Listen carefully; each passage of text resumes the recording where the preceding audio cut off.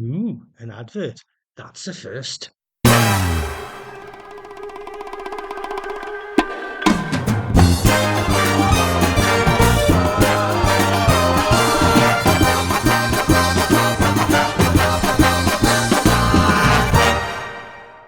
Hey guys, before we start the episode, we've got a bit of exciting news. Our first merchandise is available now to pre order for release at the end of November. We have a sexy black t shirt and a fantastic mug. So head on over to our Facebook group to have a look at the pictures. The t shirt's available for £15, the mug's available for £10, but you can buy both of them together for £20. Worldwide shipping is available and dispatch is anticipated around about the end of November, so you should get them, fingers crossed, in time for Christmas. For ordering details, email planetmarzipanpodcast@gmail.com and put merch in the subject header, and we will send you all the details for payment. Now, on to the episode. Welcome to Planet Marzipan Podcast, Your Fish and Marillion podcast, where we talk about all things in the planet of Marillion and fish. I'm Meza, and here's my mate, Craig Houston.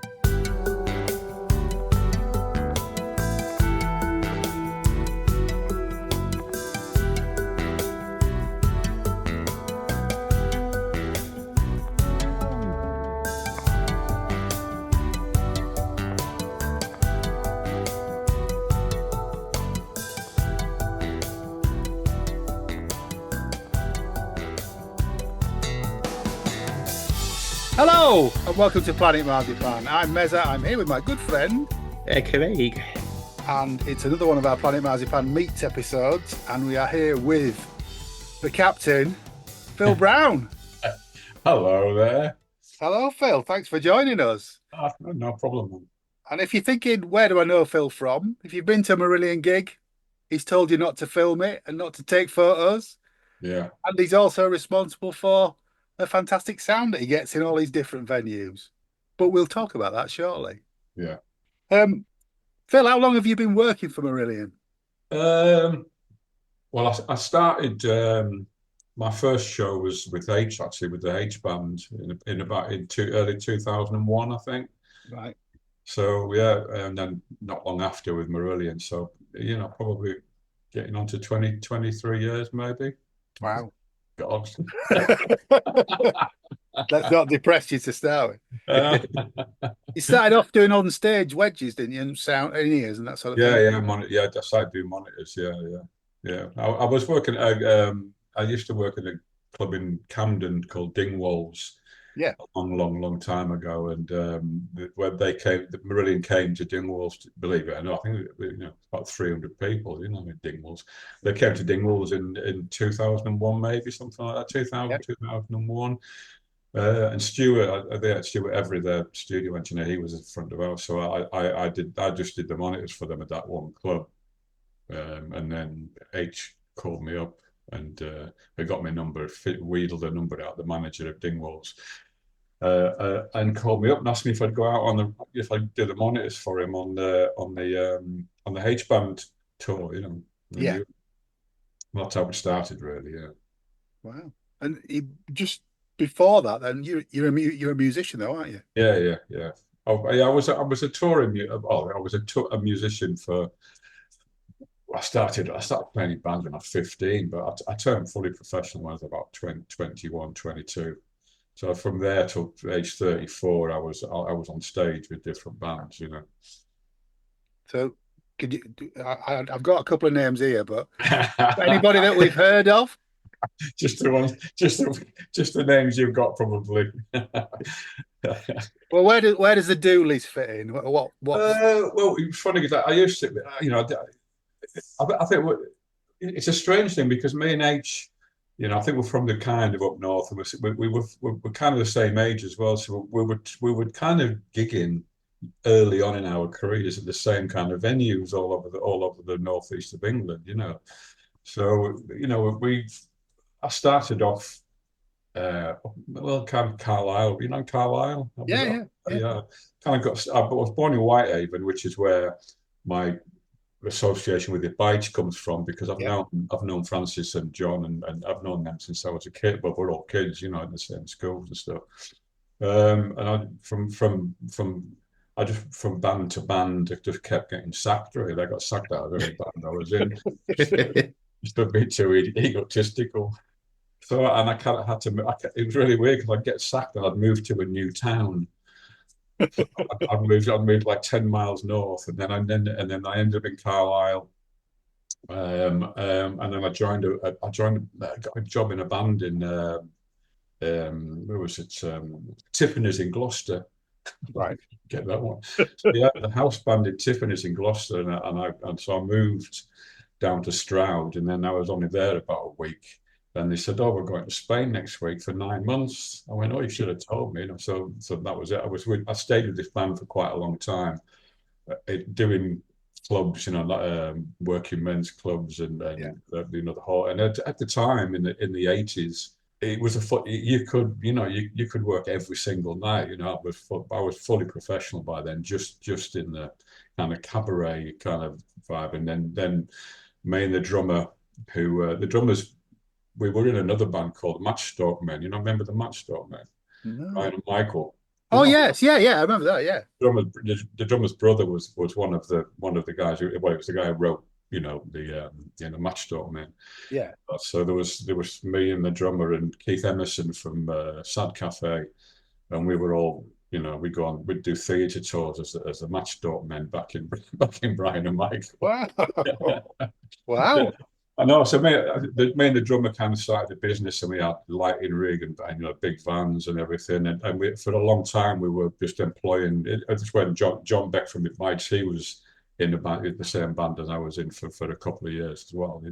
And then one day, I just got a call one day, just out of the blue, and it was a manager of the Dooleys, and he just said, "Oh, we wonder if you'd be interested in joining the Dooleys." And I must admit, I was I used to smoke a bit of illegal substances in those days, and I hated the Dooleys. I thought, and I think I was really, really rude. And I can't remember what I said, but it wasn't very cool. And then I thought about it for with the band I was in. John had just left. John Beck had just left. To go back to Bites, and we had a guitar player he went to be the with the Cocteau Twins. So we were kind of in that.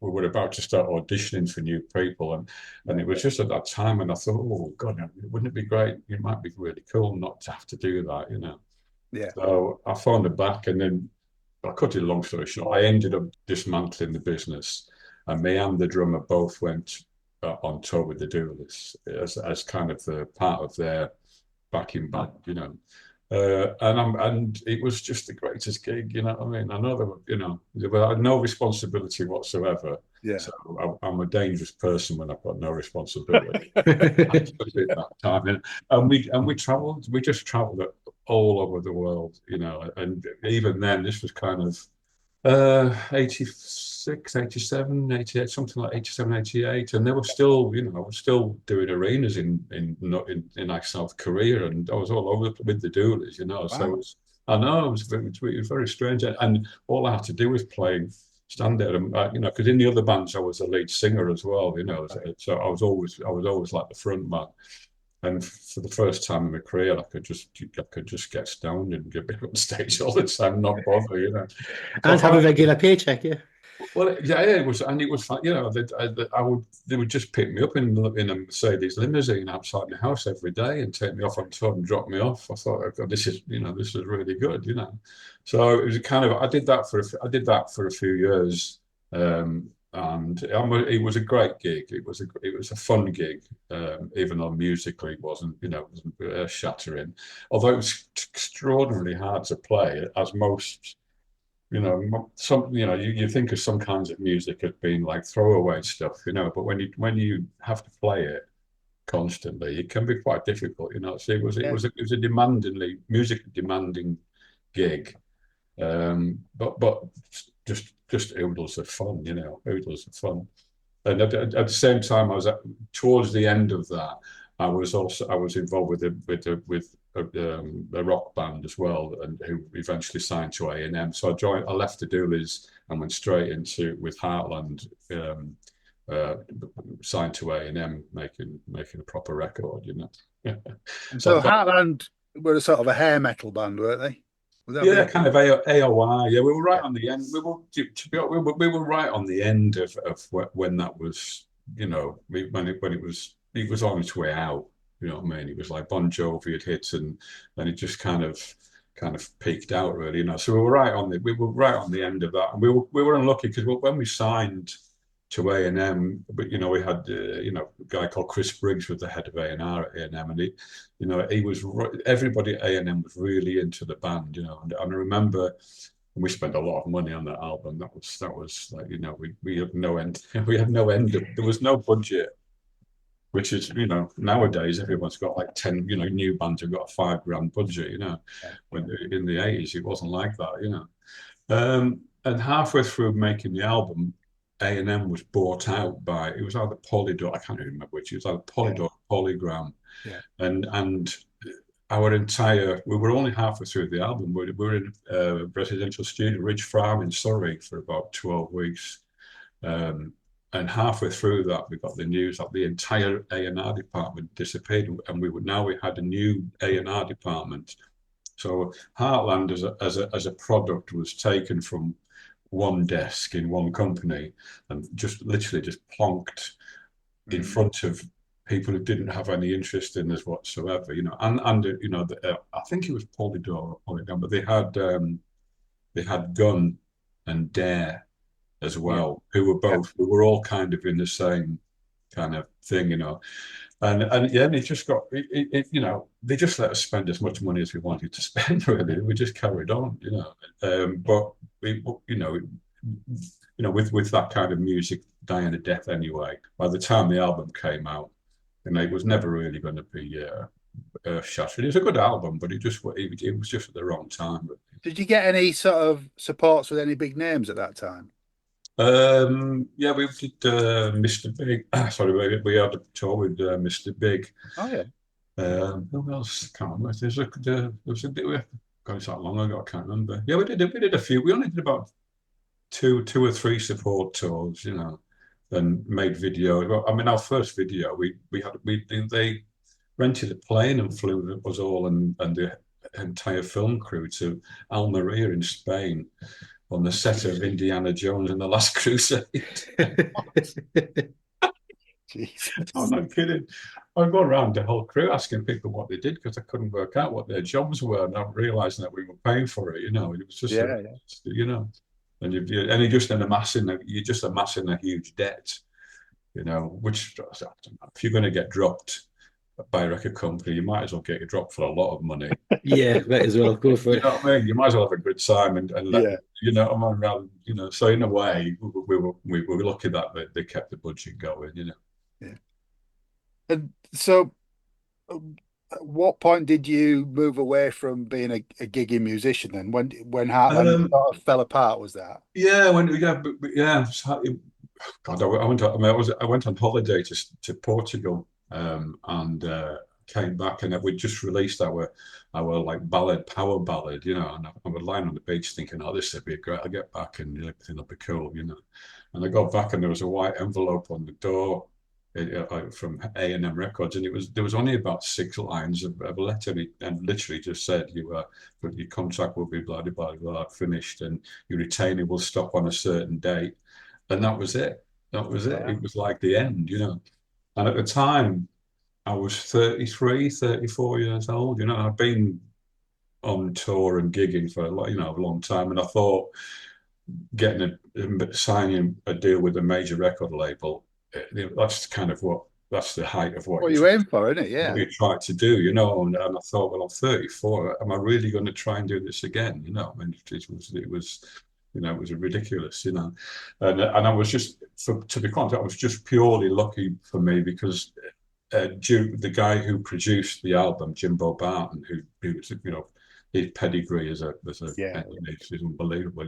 We became really good friends throughout the making of that album, and when we finished the album, he flew straight out to LA to do Empire with Queensryche.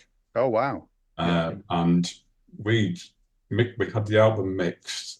When we mixed our when we mixed our album, we used it was a record plant in Chiswick, and at the time there was only two studios, Studio A and Studio B, and we were there for 3 weeks, I think, mixing our album. And next door in Studio A was Queen recording Innuendo.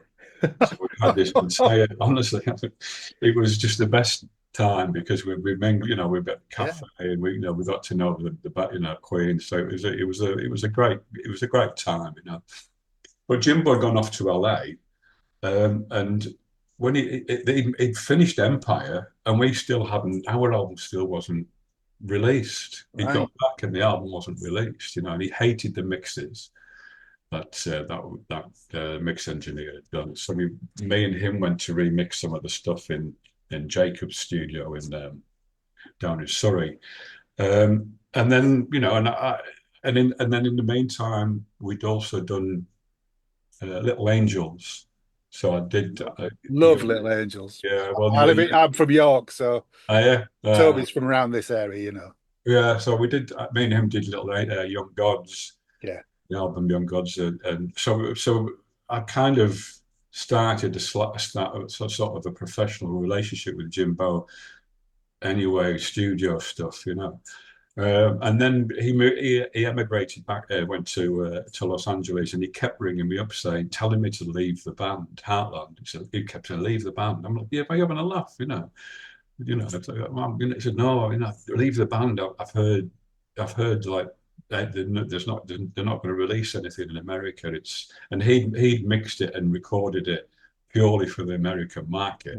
Yeah. That's what he said. And he said there's no intention of them releasing it here. Leave the band. And I kept saying no. And then I finally got the letter, and about a month after that, he phoned me up and he said, "What are you doing?" I said, "Oh, I've just signed on the dole." Because I'd moved down to Tottenham Court Road and living a rock star lifestyle in a flat on Tottenham Court Road. And I couldn't afford it. And he said, just come to go to Heathrow and you go to the desk and there's a ticket waiting for you and I'll pick you up in JFK. And that was it. I said to my girlfriend, I'm off, I've got to go to America and, see what's happening. So I just literally went with him, he picked me up and we went off to do a band called Trickster, another hair band who were quite successful, So we did that album together. And then it all kind of gelled and I stayed there illegally for quite some time. Yeah, just on holiday. Yeah. I had 3 months with a bank account. So we went from there, and then I had to come back and eventually get my 01 alien of extraordinary ability status American visa, which is the hardest thing on earth to get, especially seeing as I wasn't an alien of extraordinary ability whatsoever.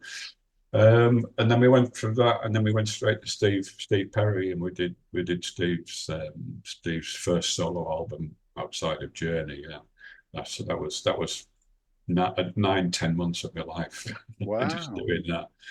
Yeah, and then from that we did Promised Land. We went up to Seattle and did Queensryche's album Promised Land. So I was there for about 3 or 4 years altogether in the States, and then before I came back to England. And now I'm in with Marillion. Same league, isn't it? Same league. Well, I was working. It's a funny, thing with Marillion. I wasn't really a fan, and I know they know I wasn't, so they don't mind. Yeah. I'm not progressive. I'm still not in inverted commas progressive rock fan. It's just not my kind of music, And neither is him, but I'm more into Earth, Wind and Fire, and Laddie Graham and old funk bands, that's what I'm into. And I was working.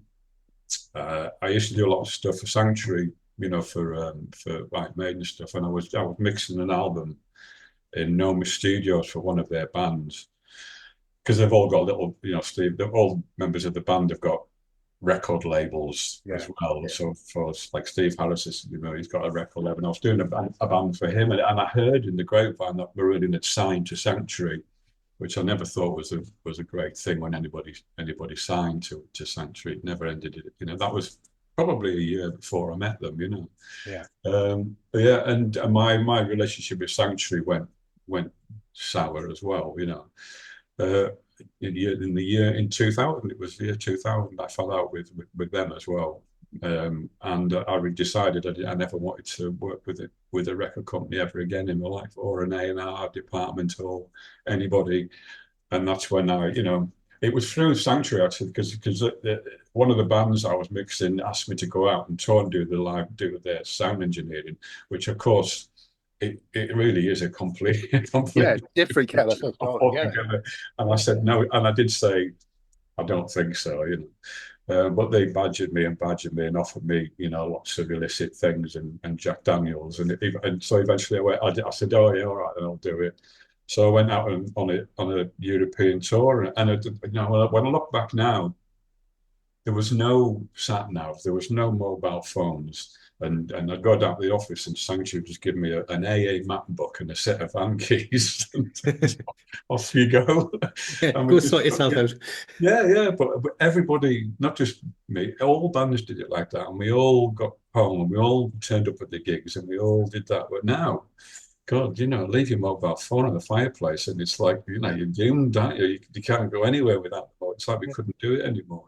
Unless you're Steve Hogarth, who just leaves everything everywhere, doesn't he? Yeah. So I kind of started through being asked by that one band doing a live sound. And then when I fell out with Sanctuary, I thought, I just want to get paid to do something. So I thought I'll start work as a sound engineer. So I started working in every shitty rock club in Camden. So I worked in every gig in London for £40 a night, just to learn how to do it. I did that for and I'd work up to bigger clubs and better clubs until I knew what I was doing, and that's probably when I met, and then when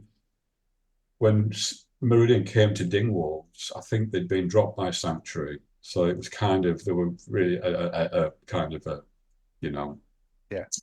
before the crowdfunding thing started to happen. And it was that, for me personally, it was a chance to work with somebody without record labels and without all the things that I'd wanted to stay away from. And Marillion came along and wanted to do this thing. So I was really, lucky as well. It's funny that you say you're not a fan of prog rock and the music, because we've seen you at gigs. You're leaping about, as though you're really into it. I'm able to get into it. I suppose if I want to listen to any music when I'm not working, it would be the last kind of music that I would put on if I'm in the car. So I would never put I wouldn't choose to put progressive rock music on in the car. So if I'm internally somewhere inside me, I'd have to say I'm not really a proper fan. I would never pay to see a progressive rock band. I would never buy an album. I would never. So I'm not a fan, but when you're doing the job I do, if you can't get into what it is, then you shouldn't do it at all. Well, no, I would imagine it'd be a real slog, wouldn't it? Seeing that every night if you're really not into it. And I've said this before, in other interviews. I don't see Marillion as in inverted commas a traditional progressive rock thing. No, far from it, really. Yeah. I think they're far from it, and I think they've come. For me, it was like when Peter Gabriel left Genesis and all the Peter Gabriel music came out, and it was much more accessible, and it was still great music, but it was a different kind of progressive rock, if you were. And I think Marillion, after Fish and then H came, and they went in the same way, So yes, it's progressive rock, but it's a different kind of progressive rock. You're all right. Craig doesn't do prog rock. I don't do, but I think Marillion do some absolute classic, almost like pop songs as well. They can go all over the place, and that's why I love them. But if it's prog, I'm running in the other direction. I think being a musician, all my life helps me do what I do because it doesn't matter what kind of music is if it's groovy and there's something in it, I'll always find some pieces of my body that'll start to move. And I enjoy it. I enjoy, there hasn't been a gig that I've ever done in Rio that I've not enjoyed. I mean, sonically, yeah, there are some places where I Well, don't. that's it. I mean, we were talking before you came on the call, really, the difference in the venues, because you're doing the sound for H Natural and Brothers and Marillion, and the venues range from the Royal Albert Hall to Lorelei Mm. to, I don't know, a cave. With something Gibraltar. like this, yeah, Gibraltar. They played a cave. Mm. How do you cope with all this? What's is there some? Uh, It's every engineer is different. I mean, I've noticed, throughout my career, there's so many people do things in a different way. And if someone asks me what a percentage of what your job is, I would say 60-70% of it is before the band have even turned up, and I deal with the room, Yeah, and I do a lot of work dealing with the room before the band. I have to and you're right, every room's different, and I use every engineer does the same. We've all got reference tracks that we play. We play in the venues to EQ the PA. A lot of today's engineers all use digital equipment and look at meters and look at things and hoping that the computer will tell them what it is that they're supposed to be doing, and altering, what I literally, I just listen, and I have three tracks I play at every single venue for my entire career. I played the C track free, and I know how that track I want it to sound, and I can EQ the PA so that that track sounds as good as I can possibly make it sound. And as long as I do that before the band get here, I can usually, within reason. Some rooms are it's just God. If you get a good sound, God did it. You didn't do it. The Albert Hall, God did that. well, that's it. I No, mean, it's no, I don't get me wrong, I'm not a Christian. But people said to me, the Albert Hall, oh, Sandy, how did and I have no idea, mate.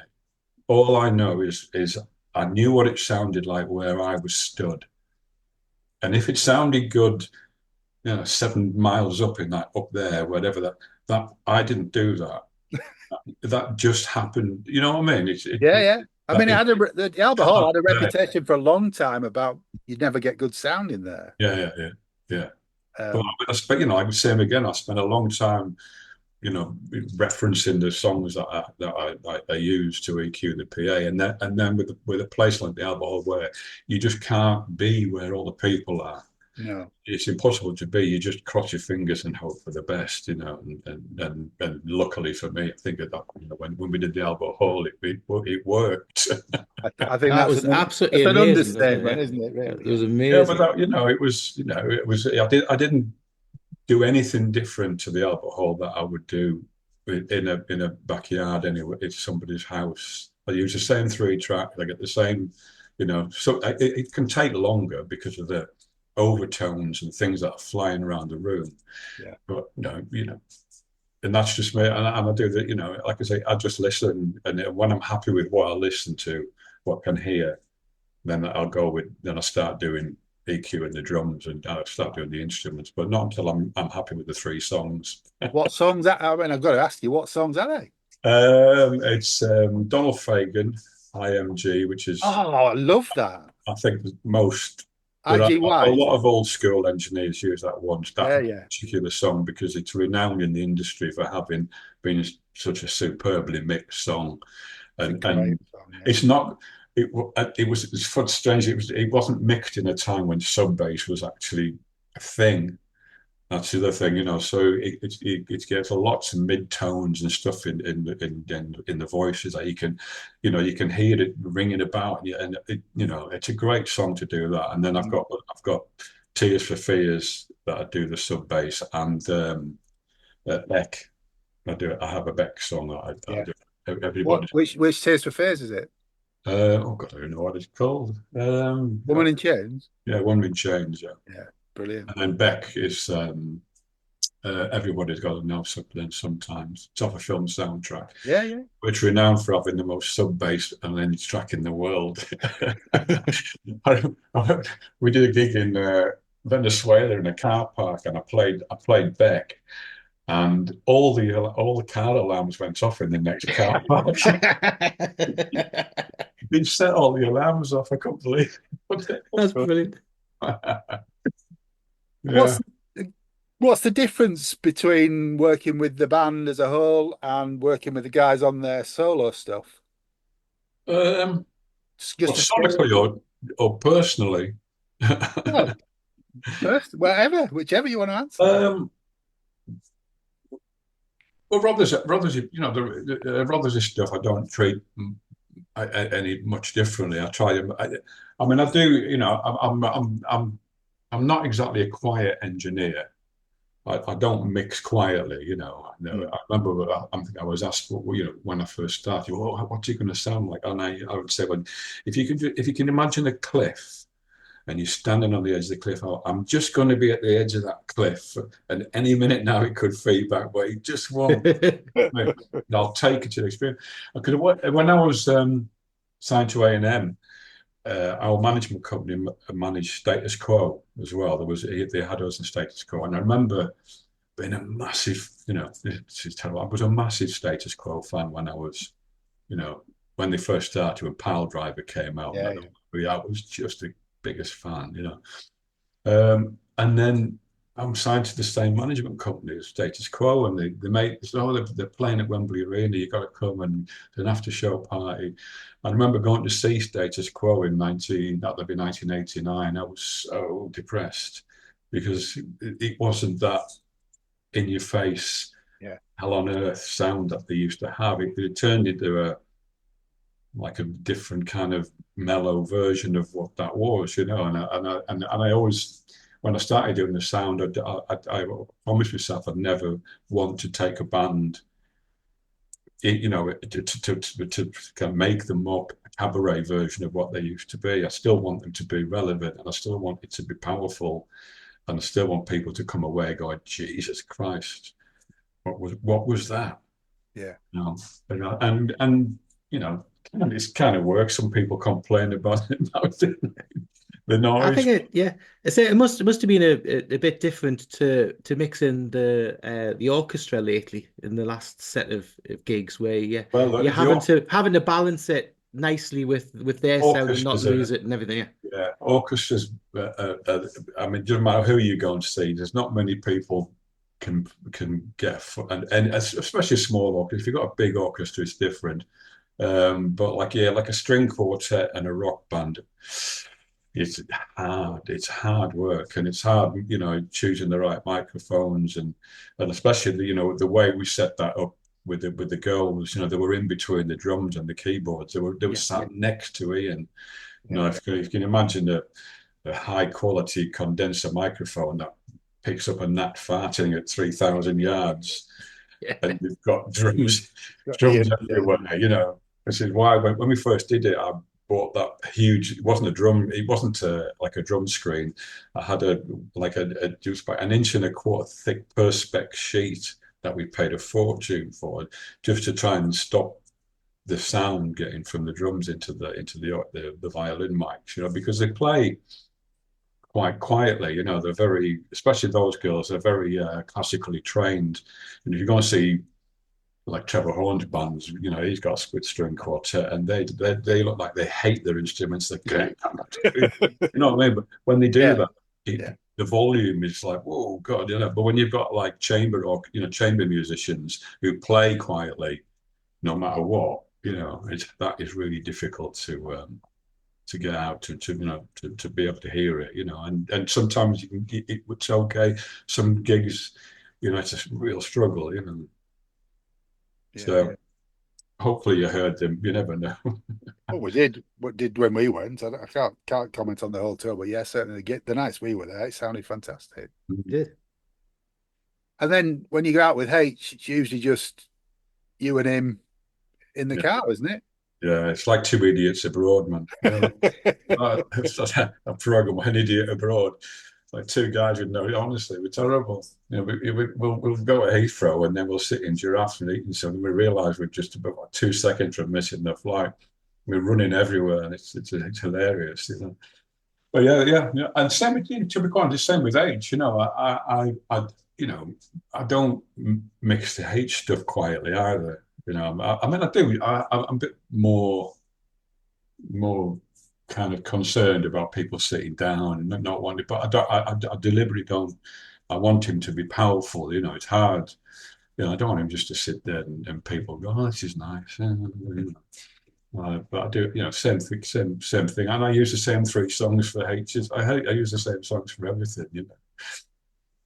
Yeah, because it'd be quite funny places like Trading Boundaries or the Crooked Billet where people are there with that, chicken in a basket kind of thing. I must You can admit just see that's not. I'm first. That's not just a personally. I'm really not into that eating that whatever that is. It's a new thing, isn't it? It's a new way. Yeah. It is. I don't really. Yeah. I mean, the change. It's a nice place. I mean, it's but yeah, I think it's reflected in the age of the audience now. It's the way it's going. I just can't imagine. I can't imagine playing a big band there, you know, like because I know Martin's, tribute band, still Marillion. Marillion played there, yeah. They played there, and they played that all that rock stuff while people have sat down. Yeah, I mean, H is different because he's at least he's on a piano, and it's kind of it is mellow in a lot of places. But I mean, doing a whole rock show in front of that audience, I have done it actually once. I have done it. I did. Francis Dunnery did a blues thing, Oh yeah, when he Tombstone, turned to Tombstone. I did Trading Boundaries there as well, So and that it was okay, but it wasn't full on rock, It was Tombstone. And I was working with Francis then because he's a unique character, isn't he? Is that the politically correct way to say it? Oh yeah, he is. He's a force, isn't he? You know what I mean? He is, yeah. He's a force in the room. You know what I mean? But I'm once again. I mean, I because we're from the same. I knew Frank since he was 7 years old. So I remember I told him this. I've been doing it bikes for quite some time, and I told him the story because his older brother Barry. Barry Dunnery was a brilliant. What was his band? Necromancer, was it? Necromandus, yeah. Yeah, Necromancer, yeah. Yeah. And when I was, tell me if you get bored. When I was a kid at school, so I'd probably be 13, 14, and me and my brother, we used to not pay our dinner money to the school that my mum and dad would give us. And every dinner time we go out and we buy a foot-long cream bun. And we go down to the YMCA and go up the stairs on the top floor of the YMCA. And every day, Necromandus would be rehearsing, and we'd just sit in the corner. But so my whole school life would be brought up, with listening to it. Probably one of the reasons why I got into wanting to be in a band was Barry, to be quite honest. And as years passed, and I remember buying a van, and then I used to go and go into Frank's house in Egremont and to get Barry's gear from the back room, and Frank would be in front of the coal fire with a Strat, and he was only about 7 years old. And I told Frank that when I went about a year into working with him, and he couldn't believe that I knew him that long ago. Frank's an amazing guitarist. I presume his brother was the same, was he? Yeah, I mean, Frank will tell you that Frank's Barry was better, But he is a phenomenal player, And I never get tired of watching him play, and only because he hasn't got any pedals. No, it's amazing. He's got a rat pedal, and that's it. He's got a Boss tuner and a rat pedal, and he just makes it. He's just extraordinary. It's incredible. Yeah. I've been in gigs where, back when people used to smoke in gigs, I've been in gigs where Francis has stopped the gig because somebody's smoking. Yeah, that one in Leeds made them walk out the gig. Yeah, he's forced to be recognized. I think because we're from the same town, as it were. We've got the same attitude and the same, and so we kind of. I know he's a very thoughtful character, but he keeps it away from me. That part of him, because I'll just look at I just got to look at him and I'll go, oh. Well, he doesn't talk about astrology with you then, no? Oh no! Once again, he just knows he hasn't got to get involved with that kind of stuff. So I've done the last. Yeah, I did the last Bites thing with him. And that was pretty. With Chad Wackerman, that was unbelievable. The drumming side of it. Yeah, because he's mixed the band up. He's changed the band each time, hasn't he, recently? Yeah, yeah. I mean, I'm not sure that's a good thing. To be quite honest. I think most people with bands get involved with different, they get attached to different members of a band, yeah, which makes the audio, which makes a fan base, and I think, it's hard when you're changing the members of the band all the time to get something solid around the Bites thing. So who knows where they got from? He's gone back to America for a while, so yeah. see, I'm sure we'll be back with another lineup in January again. But I don't think so. I think he's going to have a bit of oh, is he? I think. I mean, I'm not hearing it. I haven't got anything booked. No, you're not getting the diary. Normally I'd have the usual 4 gigs booked in January, right? But that's not. I haven't got that. So watch this space. I think Yeah. he'll come back as a jazz funker or something. I don't know. Like changes, the country and western. Why not? Why not? Hank Dunnery. I can see it now. I know. You know what? He'd be brilliant at it as well. No matter what he does. I mean, it's funny. It started, but with the Tombstone thing, he. I don't know if did you come to any of the gigs? Did you see anything? Well, he was due to do York and it got blown out, so I had tickets for York and I didn't see it in the end. Yeah, he had he used this guitar, this really strange like red guitar that Barry had given him this guitar, and he's kept it all his life. And because he wanted to play blues, he chose to use his guitar. I'm not kidding. You could pick the guitar up and you could sleep underneath the strings and the action. It wasn't so he deliberately chose a guitar that he wouldn't be able to, do the front. Yeah. He wouldn't. So when he pressed the string down, it hurt. So he did the whole thing, and it made him play, and he loved it. He loved, Wow. Yeah, which is why he's so interesting. He wanted not to play like Frank Dunnery, But Yeah. I don't think that helped him. No, that's the thing. If you look at all his albums, it jumps around stylistically so much. Yeah. As a fan, it's difficult to compare him to. I mean, not compare him to somebody like Joe Jackson, who just jumps around. Whatever excites them is the next project, but it doesn't sort of build a career path, does it? It doesn't. Yeah. It's not a natural flow. Anyway, changing the subject slightly. How did you get into doing the announcements before the gigs? That came about. I don't know what year it was, but it was Port Zealand, and I think I'm relating this correct. If I'm not, I'll apologise to Lucy. But she texted me during the show at Port Zealand asking me to look out for somebody who was filming the show, because it was being live streamed in South America. It was going out on live stream in South America. Oh. I think that was a step. That was just. Can you see who's doing it? It's like, so someone who was there with a camera, but it was going out on live in South America, and it kind of started from there, and we talked about it, and I mean, from the desk when the band went on, and all you see is a load of hands. I just, even before that, I've always hated it. I've always not been really into it. And the band, especially, all they can see these people going like that, in front of them on the stage, and they said, "Oh, it's just horrible. It's just horrible. We need to try and stop it." So there was a few artists doing it. There was a few artists So I just thought, well, being egotistical like I am, I don't mind getting up on stage and prancing about for a bit. I'll get up and say something, So and that's how it started, and we did want it to stop, and it did, it did the trick, I might have to come back and do it, but Yeah, you probably will again. Yeah, it did the trick, and it does spoil it, yeah. And I can't. You just want to be there in the room. This is the whole thing with gigs. I mean, I never take photos of gigs with next. You're there for the experience. You're there to see the band. You're there to get right into it.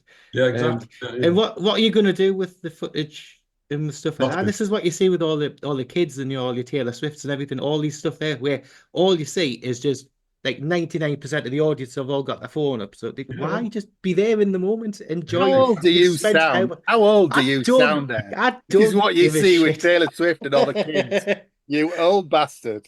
Well, it's just being there in the moment. Come on, you think when you used to go to the gigs in the 80s, even the 90s and things and stuff like that, there was none of this shit. There was the odd camera. Yeah. But other than that, you were there for the experience. They were there to see your favorite band and to be immersed in it. Yeah. Not I think it's probably something to do with the audience. If you think about the audience that come to Marillion gigs and more, a lot of progressive rock gigs, I suppose. I'm not being sexist when I say this, but I think the men are more the ones who bought the tickets, and sometimes the women come along, because they have to, and they're usually quite, smaller, and even from the desk, I could physically watch people being lifted up to try to see the band because of the phones, and trying it was, and I'm thinking, oh, they're paying. I don't know how much. I don't even know how much a ticket is now for a gig. I'd have no idea. But whatever they're paying, they certainly didn't pay to not be able to see because of these burly men in front of them, all standing there with their phones all day. And I just thought, this is. And like you say, why are they doing that? The chances are they'll get home and delete them because they're not very good or they sound awful, or so it's just a bit of a strange thing to want to do, I mean, when you do it, you're just looking at your phone, aren't you? You're not standing there looking at the band. You're actually looking. No, absolutely. You're looking at your phone as well, and I mean, you did when he first started doing it. There was a spate of people taking photos of you saying that. Yeah. It was the latest thing. Yeah. The ironic photo of Phil telling you not to take photos. I've just been on tour with a band called Peace, who were kind of from Worcester. They got quite big in the late 90s, I think, something like that. And I've just done a whole festival tour with them, and they're a younger generation of band, and all the people they know are all, and it's a different, without that filming, without all that, they're desperate for people to do that. So there's a whole, that's the only way they get they get the growth of the band, through social media. So on one hand, I've got Marillion, and don't really need that kind of social media exposure to get to grow. And then I've got these young bands who are just like social media, that film. Yeah. I mean, Marillion have got it covered because they've got Tim filming it if it's PZ, and folks like Anne Marie and the photographers taking these fantastic photos, I suppose, really. So they've kind of got that covered. Yes. I mean, I would normally ask about your favorite album, but obviously it's nothing like this. If you had a favorite album of all time, what would it be? Of all time. Good Lord. Or this week? Favorite album this week? I tend not to. I probably. I mean, it's funny. I'm not progressive rock, but probably Dark Side of the Moon. I would say. Wow. Definitely. Even though I'm not a prog fan, but I did. I mean, I gave it away to a promoter, but I had a first edition of Dark Side of the Moon that I bought. I know. Shouldn't give that away. I know. That's a pension fund there. I've got because when I was a kid, I moved away from home a long time ago. My mum and dad died, few years ago. My younger brother found a box in the attic, and there were just a load of albums, and I've got them, and they're all first editions of Close to the Edge. I mean, yeah, I mean, I've got two. I mean, Black Sabbath 4 and thing with. I mean, I've got loads of these first edition albums, which is right cool. Yeah, but yeah, Dark Side of the Moon. Yeah. And do you play music at home, or is it a Busby's on? No, only in the car. Yeah, I mean, when I'm not working on tour, I work at the 100 Club on Oxford Street in London. So my entire world is loud music, and usually when I'm not working, I can't stand music. How's Not if loud if music. it's not too personal, how's your hearing? Yeah, I mean, I've got tinnitus in one ear, but I've had that for about 30 years. But it doesn't affect me. Touch wood, Yeah, So yeah, so far so good, really. Yeah, that's amazing. yeah. I tend to to turn one way a bit more than the other, because You've got a good ear, yeah. yeah. No, I'm doing well. I think I'm doing well. Yeah. Yeah, considering what you've put it through, that's amazing. Yeah, probably. I have a message from Mike Barton who just says, Agent Barton says hi. Does it really? And I have to ask you about Phil's Rules of the Road. Phil's Rules of the Road, which Yeah. well, for Mike, Yes. I've got tons of that. That's a book. I can't tell you that. That's a whole book. Is it? Okay. Absolutely. He thinks I should write a book and he'll sell it on the merch. That's why he's saying that. He wants I something. know he is. I know he won't miss any merch opportunity, Mike. Yes, we've had the proofs already of the Planet Marzipan merch already, Yeah. so there we go. Guess where they came from. Yeah. So what are you next? You've obviously got the H stuff coming up later this year. Yeah. I've got a good, tomorrow I've got I've got a Lebanese band tomorrow, traditional Lebanese band at the 100 Club in London. So All right. I've got that to do tomorrow. Yeah, and then the H stuff, yeah. So I've got all November I'll just be, working in the club down in London. And when you're doing the Marillion conventions, presumably you work between those, do you? Yeah, same thing. I mean, I used to do a lot of clubs in London, but the kind of venues, and this is the same all over England now. That when a live venue stops, all hell breaks loose. It's called a disco get out, and they want you out of there as quickly as possible so they can start playing the house music in the same venue. You know what I mean? And I've really got a problem with that, So I worked in quite a lot of clubs in London, but they've all turned into that kind of thing, and the 100 Club and the kind of Jazz Cafe, Ronnie Scott. So the only kind of clubs left where there's only a band, and then everybody goes home. So Like the proper end to the night, isn't it? yeah. It's strange. Craig's got a question about Homes Under the Hammer. Yeah, because it's an urban myth that whether it's true or not, whether you picked music for Homes Under the Hammer over the years. Who told you that? It's been around. Yeah, no, I mean, I've been writing library music for, ever just after Heartland, maybe I started writing, and so I've got lots of music on TV, on adverts and background music, and every now and then, you get one that's that good on. I had remember Barry Norman? Yeah. Film 96, Film, 96, 97, and 98. I think 99 as well. I had the video top 10 video countdown. I wrote the music for that.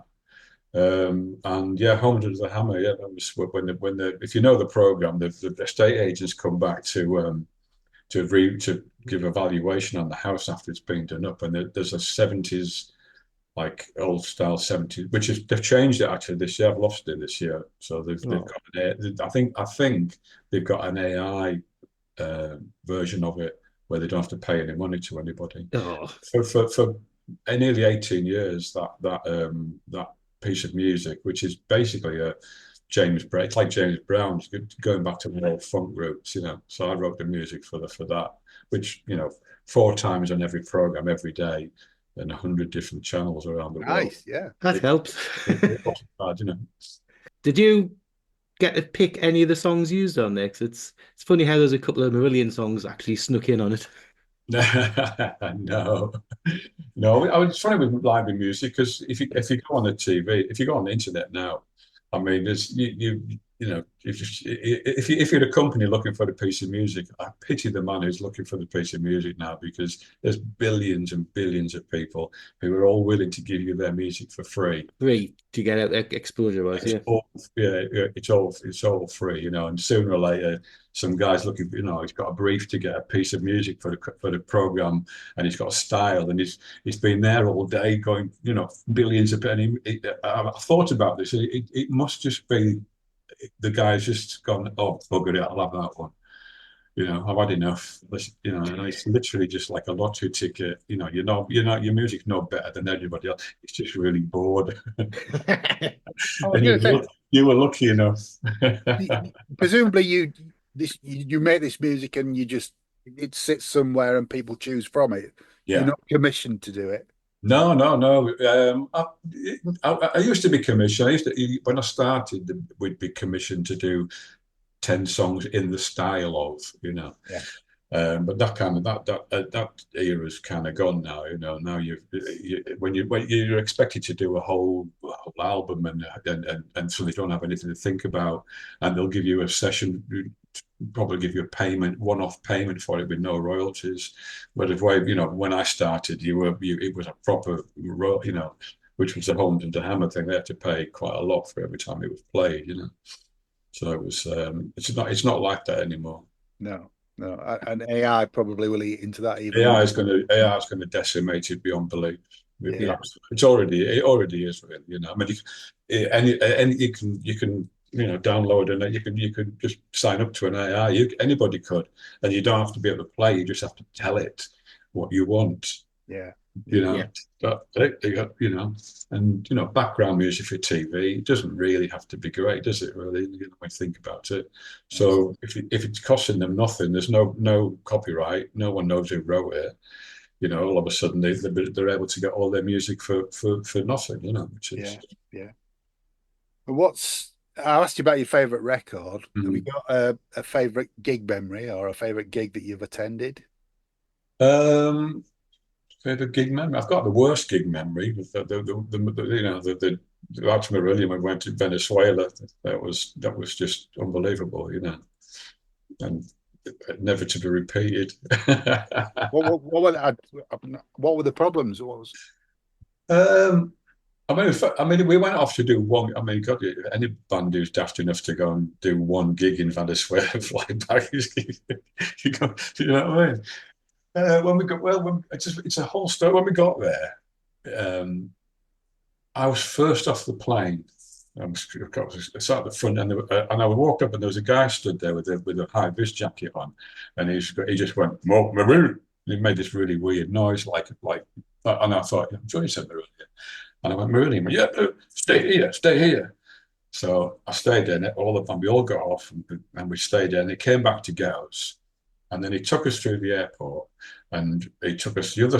We didn't show our passports. We went round the other side of the. We weren't going to do passports at all. And then I think we had 23 flight cases we took. When we flew, we'd take 21 or 23 flight cases with us of gear, and we'd rent a lot, but you know, the essential stuff. Yeah. And we waited there forever, and nothing came out. We were just stood there going, "We wonder where the gear is," you know. And all of a sudden, it turned up. And then we had to scan it, and it's got a picture of this. There's a walkway and a glass, all glass, and on the other side there was, I don't know, 4 or 5 TV cameras, all filming Marillion coming back to Venezuela. So it was all filmed. It was all getting filmed, you know. And just as we were about to leave with our gear, these, you know, armed militia-looking like dudes turned up with machine guns and demanded 15,000 quid or something it was for us tax to take the gear over the runway out, and it was all being filmed, and then they marched Richie off with guns into a room to negotiate the price, and you know, so that you know, just started there. We hadn't even, you know, and when we got on the minibus, just before we had two minibus, and just before the door closed, this dude got on the minibus, all in black, looking like Rambo with belts and guns and that, and he just stood facing us, holding a machine gun. And they closed the doors, and we drove off, and he just stood there looking at us, not saying a word at all. And we went all the way to Caracas, where the hotel was, and these two guys were there. And then we found out that because it was filmed, the chances of us getting over the mountains, because you have to go over the mountains where all the favelas are, where all the shanty towns are, the chances of us getting from A to B without armed guards was fairly zero. Wow. So they were there to protect us from not getting kidnapped, just to get us into this. We thought, oh, this is going to be good. And honestly, I could go forever. It got worse. It got worse and worse, and worse and worse. That sounds pretty hairy, yeah. Yeah, but all memorable. It's funny because I think we're all, when we talk about stuff on the bus, and people say, oh, when you want to talk about things, you never talk about good things. You never talk about, oh, remember that really great gig we had, and everyone, we went home and everyone was happy. It's like, yeah, that's the end of that story, isn't it? So it's all the kind of the horror things, or the things we've managed to escape from unscathed, but they were awful. They're the things that everybody wants to talk about, Well, I hear you've got a lot of good stories, Phil. Most of which we couldn't put on this podcast. No, apparently not. No, that's why I could never write a book, man. It would never get through the proof legally. Would never. The names have been changed. Yeah, like all of them. Oh, that's brilliant. That's brilliant. Well, look, thanks for coming on, Phil. We really do appreciate it. Oh, you're welcome, man. Yeah. You're an absolute legend, and you're a great character. And it's all done in good humour, whenever you're telling folks not to film things, you do it in good humour. I didn't ask you about, was it one of last year's convention where somebody spilled the beer into the mixing desk? Oh, yeah, Sweden. Didn't ask you about that, yeah. Yeah, that was Sweden. Yeah. The band were just about to come on. I could see him coming in, and he just, he was on a trajectory. In slow motion, I bet. Yeah. He set himself. It was like unbalanced, and he just and I could see him coming. He just kept coming and coming, and he had a pint, and he just went. He went into all the graphic equalizers and stuff, and the thing, and luckily, it was.